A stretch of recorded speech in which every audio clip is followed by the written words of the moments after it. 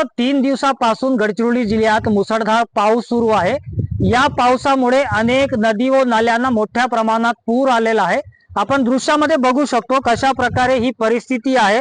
वैनगंगा नदी आहे, वैनगंगा नदी धोका पातळीच्या वर वाहत असून वैनगंगा नदीच्या ठिकाणी जे आहेत गावे त्यांना सतर्कतेचा इशारा देण्यात आलेला आहे आणि अनेक नागरिकांना सतर्कतेचा इशारा देण्यात आला असून सध्या या नदीतून जवळपास 3,54,000 क्युसेक पाण्याचा विसर्ग होत आहे आणि गडचिरोली जिल्ह्यातील गोदावरी, इंद्रावती, प्राणहिता हे नदी आहे धोका पातळीच्या वर वाहत असून गोदावरी नदीतून जवळपास 11,34,000 पाण्याचा विसर्ग होत आहे आणि गडचिरोली जिल्ह्यातील भामरागड जे तालुका आहे ते 2 दिवसापासून पुरात आहे। जवळपास 50 ते 55 जे घरे आहेत ते पाण्याखाली गेलेली आहे आणि नागरिकांना सुरक्षित ठिकाणी तिथे हलवण्यात आले आणि अनेक मार्ग बंद पडल्यामुळे जवळपास 4 राष्ट्रीय महामार्ग आणि गडचिरोली जिल्ह्यातील जे जिल्हा मार्ग आहेत ते 30 मार्ग बंद पडल्यामुळे वाहने ठप्प पडलेली आहे।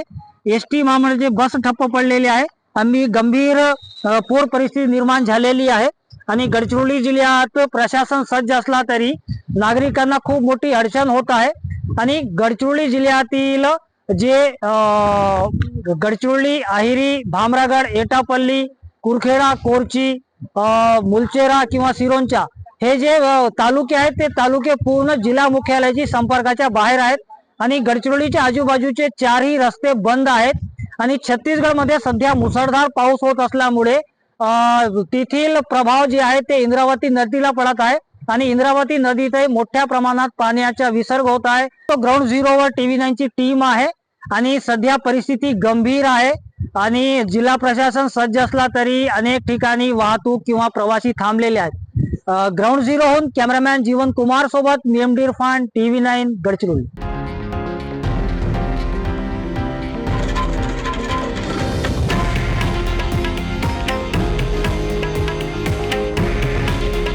हे आहे देशातील नंबर 1 न्यूज नेटवर्क आणि आपण पाहत आहात TV9 मराठी।